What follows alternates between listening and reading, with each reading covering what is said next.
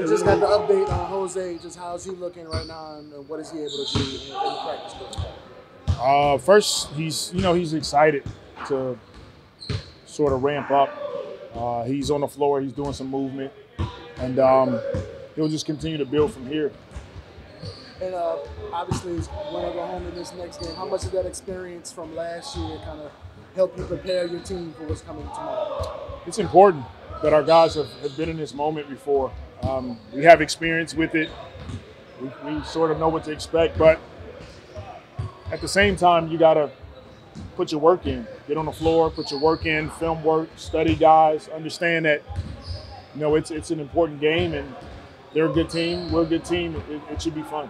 Is this game coached any differently, Coach? Do maybe teams on a run maybe use your timeouts a little quicker or anything like that? For sure.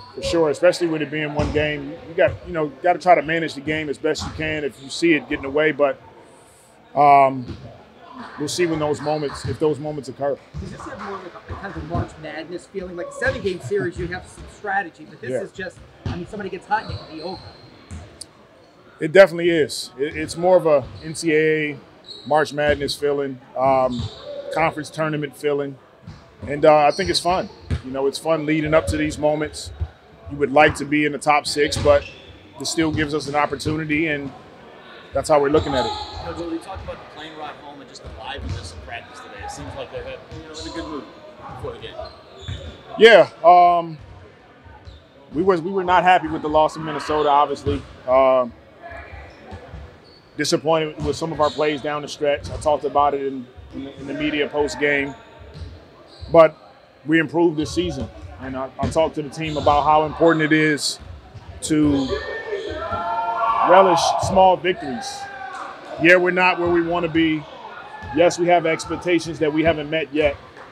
But we're improved. Our program is improving. Let's rejoice in that, be joyful in it. Let's get on the floor. We still got an opportunity in front of us to go forward, and that's what the last couple of days has been about. Was Larry able to practice today? Larry participated in practice, but we're monitoring him, and we'll continue to see how he feels. You guys went with 8 guys in Minnesota. Was that the plan going in? Was it just like a feel thing, how the game was going? It was more of a feel thing. Yeah. And do you feel like that's something you could do going forward, or do you want to stretch it back to tonight? We'll see. We're continuing to look at our rotations. Guys with injuries, things like that, and we'll see where we land. A player like SGA, what does it take to contain a guy like him? You got to keep him off the foul line, first and foremost. He's extremely dangerous at drawing fouls, shot fakes, getting guys to reach on him. You got to make his catches tough. He's going to make some shots. He's a heck of a player. He's an all-star for a reason. But everything has to be difficult for him offensively, but then on the defensive end, you got to make him work.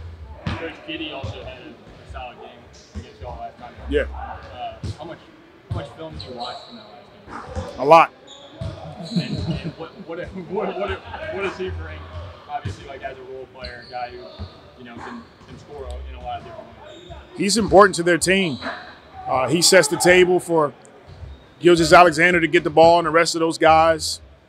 He's great at attacking the basket. He's a really good rebounder. He's a solid position defender.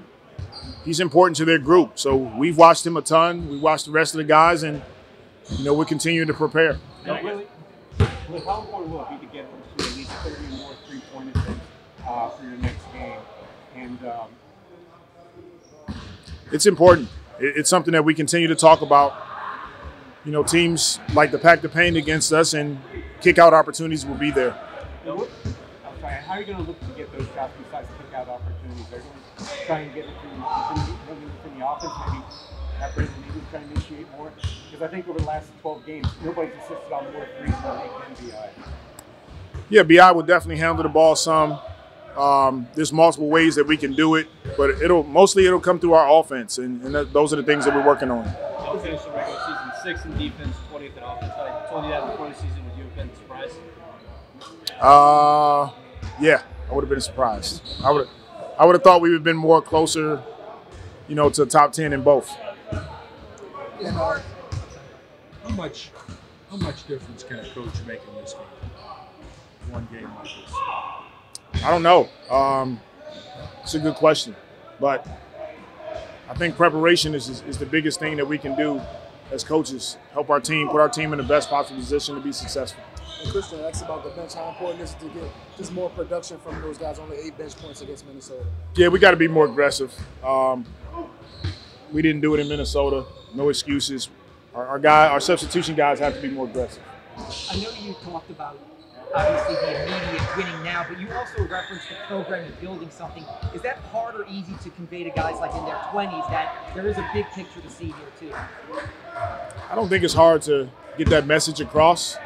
I can appreciate that these guys, they're hungry, they want it, they're competitors, and they want to be good. We can all appreciate it, but you know, life happens as well. And when those things happen, can you step back and look at the fact that the program is moving in the right direction? And I think that's the message. What moment similar to last year where you just have that whole surge into the playoffs, or do you see anything different?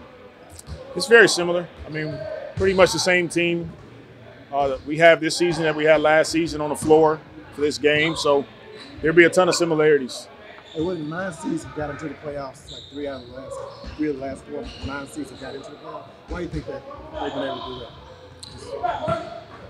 I think that, you know, I don't know. My speculation is that 8 goes on the road, plays their heart out, and got to turn around and do it again really quickly. So, I mean, that's the only theory I can come up with. I know it's made the league more competitive to play in, but the play-in teams have to go 2 games and then right away to a playoff series against a team that's rested. I mean, would you have liked that as a player, or would you have said it's just a lie? I love it. Personally, I love it. You guys can see when you look at the standings how close things are on both sides, East and West. You know, I like watching basketball, competitive games, and I think the games coming down the end are just way more competitive than they ever were. I think the league got it right. And unfortunately, sometimes those play-in teams, it doesn't work for you. Sometimes it does, and that's just the deal. And you mentioned the program going in the right direction for you guys. What gives you confidence that things are progressing the way you want to, just the way you're building things with this team? Just kind of looking at where we are, major improvement in some of our young guys, some of our core young guys with Herb and Trey and Naji and Jose, continuing to build through CJ, B.I., Z, and then our record. You know, you look at, we made a huge improvement defensively this season. We'll continue to look at the offense and make improvements, but looking at all those factors allows me to believe that we're moving in the right direction. Is B.I., he was sensational last year at this time, but players still evolve over the course of time. I was wondering if you could touch on how he has evolved as a player, as a leader, as a teammate, just since this time last year. He's more vocal than he was this time last season. He's doing more, pulling his teammates aside. He's talking more in practice. And he's continuing to mature in that area. And on the court, just the things he does, doing everything. That is on the court. Yeah. Like he's on the court. He's communicating. He's talking more. He's more of a, quiet natured guy anyway, but just being more of a vocal leader. Yeah. Thank you. Thank you, Coach.